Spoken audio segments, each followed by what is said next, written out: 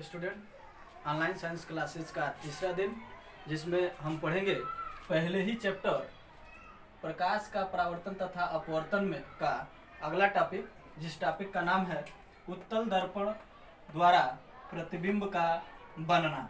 आइए हम जानते हैं कि उत्तल दर्पण द्वारा प्रतिबिंब कैसे बनते हैं। तो उत्तल दर्पण में वस्तु के प्रत्येक स्थिति के लिए प्रतिबिंब एक ही जैसा बनता है, चाहे वस्तु को कहीं पर रखते हैं। आइए हम देखते हैं। इसके लिए हम एक उत्तल दर्पण लेते हैं।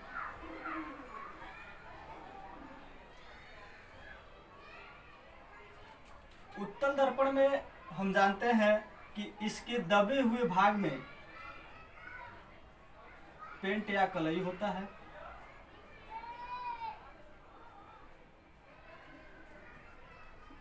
तथा उभरे हुए भाग से प्रकाश का परावर्तन होता है। तो यह M1 और M2 एक उत्तल दर्पण है। ये जो लाइन है यह है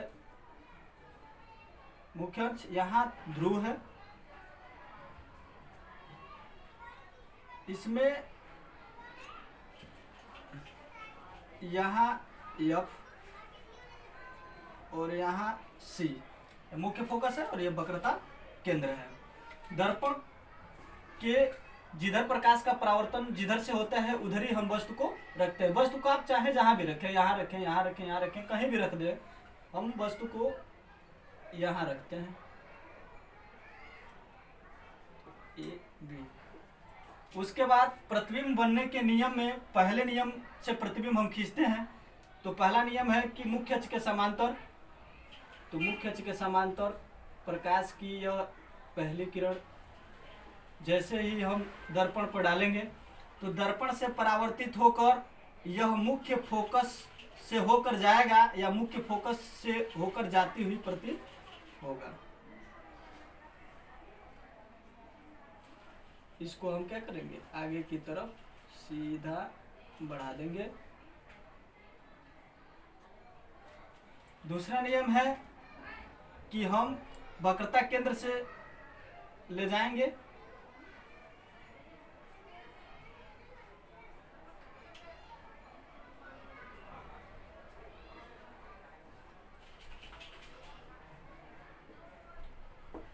तो इस प्रकार प्रकाश की ये दोनों किरणें यहां मिलेंगी बिंदु बी डैश पे।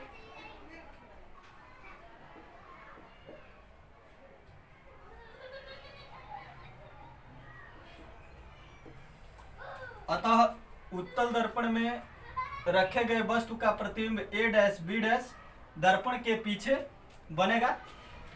तो देखते हैं, उत्तल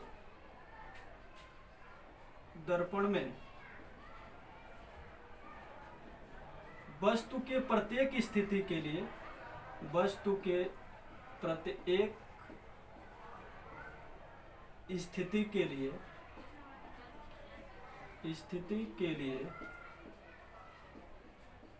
प्रतिबिंब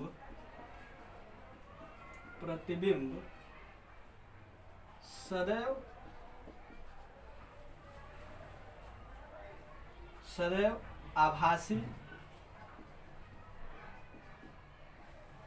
सीधा तथा वस्तु से छोटा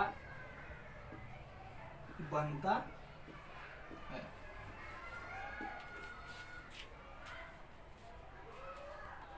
अगला हम देखेंगे एक विशेष नोट।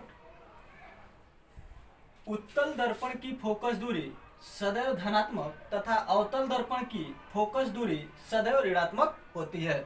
इस बात का ध्यान रखते हुए अगला हेडिंग पर हम चलते हैं। अगला हेडिंग है दर्पण की फोकस दूरी,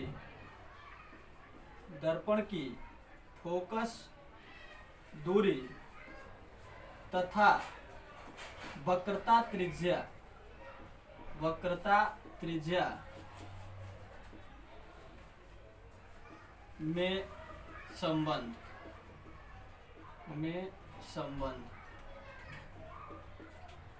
या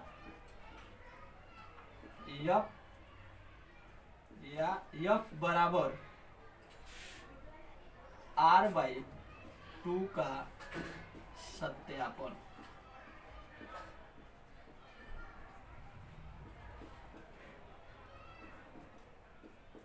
आइए हम देखते हैं कि दर्पण की फोकस दूरी तथा वक्रता त्रिज्या में क्या संबंध है और इसको कैसे सत्यापित करेंगे। इसके लिए हम एक फिगर बनाते हैं, चित्र बनाएंगे। ये चित्र है। एक हम अवतल दर्पण लेंगे,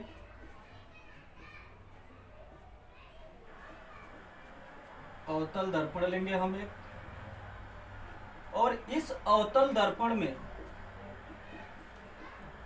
मुख्य अक्ष का यह जो बिंदु है, यह P मुख्य ध्रुव है, दर्पण का ध्रुव, और यह मुख्य अक्ष। तो पहला काम यह हम करेंगे कि यहाँ F और यहाँ C, यह वक्रता केंद्र और यह मुख्य फोकस। तो एक हम इसमें क्या करेंगे कि मुख्य अक्ष के समांतर एक किरण दर्पण पे डालेंगे, तो दर्पण से परावर्तित होकर यह मुख्य फोकस से होकर आगे चला जाएगा। उसके बाद हम क्या करेंगे कि जो यह वक्रता केंद्र है, इस वक्रता केंद्र से हम दर्पण पर एक अभिलंब खींचेंगे, अभिलंब खींचेंगे। जैसे ही यह अभिलंब हम खींचेंगे तो यह कोण इस कोण के बराबर हो जाएगा। क्यों? क्योंकि यह आपतन कोण होगा और यह परावर्तन होगा, और यह क्या है? अभिलंब है। नाम रखते हैं इसका। अगर इसका नाम हम A लेते हैं, यह B लेते हैं, और ये P हो गया। आइए लिखेंगे,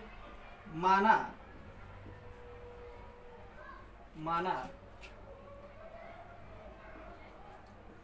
दर्पण की फोकस दूरी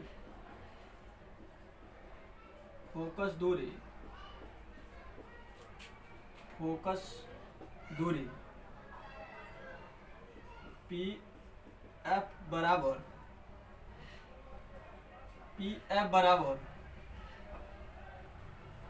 -F तथा वक्रता त्रिज्या PC बराबर -R है। तब हम देखेंगे कि कोण ABC बराबर होगा कोण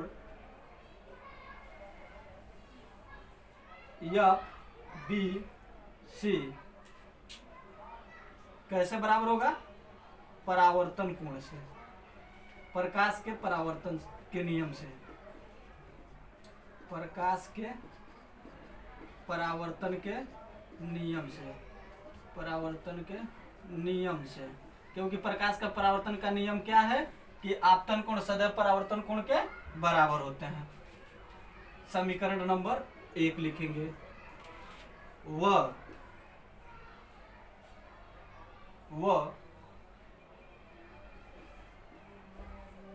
चूंकि AB समांतर है PC तथा BC एक तिर्यक रेखा है, इसलिए कोण ABC बराबर होगा कोण BCF। कैसे?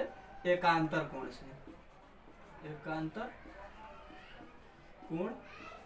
से। समीकरण नंबर 2। अब हम क्या करेंगे देखेंगे समीकरण 1 तथा 2 से। समीकरण 1 तथा 2 से लेफ्ट हैंड साइड दोनों के बराबर है तो राइट हैंड साइड बराबर हो जाएंगे। कोण एफ बी सी बराबर कोण बी सी एफ। अब यहां हम देखेंगे, यहां देखेंगे त्रिभुज बी सी एफ में, बी सी एफ में यदि कोण बराबर है तो उनके सामने की भुजा भी बराबर होगी। तो बी सी एफ में कोण एफ बी सी बराबर है कोण बी सी एफ के, इसलिए जो सी एफ है वह बराबर हो जाएगा एफ बी के। जो सी एफ है वह बराबर किसके हो जाएगा? एफ बी के। तथा यदि बिंदु बी बिंदु P के समीप हो, बिंदु P के समीप हो तो एफ बी बराबर एफ पी, इसलिए सी एफ बराबर एफ पी, सी एफ बराबर एफ पी। अब सी एफ बराबर एफ पी में हम सी एफ को लिख सकते हैं, सी एफ को लिख सकते हैं P C minus P F बराबर पी एफ। अब इस पी एफ को उधर ले जाएंगे या पी सी बराबर हो जाएगा पी एफ, यह पी एफ, और जब यह पी एफ उधर जाएगा तो माइनस का क्या हो जाएगा? प्लस हो जाएगा। तो यहाँ पे हो जाएगा पी सी बराबर 2 पी एफ या पी एफ बराबर हो जाएगा पी सी बाई 2। और पी एफ यहाँ हम देखेंगे कि पी एफ को हम लिखे हैं माइनस एफ, तो लिख देंगे या मान भर देंगे माइनस एफ बराबर, और पी सी का मान रखेंगे माइनस आर बाई 2। माइनस से माइनस कट जाएगा। तो इसके बाद या हम देखेंगे कि या पी एफ बराबर पी सी बाई 2, इसकी वैल्यू हम पुट करते हैं। यहाँ पे देखिए कि पी एफ के जगह पे माइनस एफ, एक बार हम पुनः यहाँ लिख देते हैं या पी एफ बराबर पी सी बाई 2, और पी एफ की वैल्यू हम यहाँ से पुट करते हैं पी एफ बराबर माइनस एफ, तो लिखते हैं माइनस एफ बराबर, और पी सी बराबर है माइनस आर, तो लिखते हैं माइनस आर बाई 2। माइनस से माइनस कट जाएगा तो एफ बराबर हो जाएगा आर बाई 2, एफ बराबर आर बाई 2। अर्थात हम देखेंगे कि दर्पण की जो फोकस दूरी होती है हमेशा वक्रता त्रिज्या की आधी होती है। दर्पण की फोकस दूरी क्या होती है? वक्रता त्रिज्या की आधी होती है। यही दर्पण तथा फोकस दूरी में संबंध है। दर्पण की फोकस दूरी तथा वक्रता त्रिज्या में क्या है? संबंध है। दर्पण की फोकस दूरी तथा वक्रता त्रिज्या में संबंध आपका है कि एफ बराबर आर बाई 2।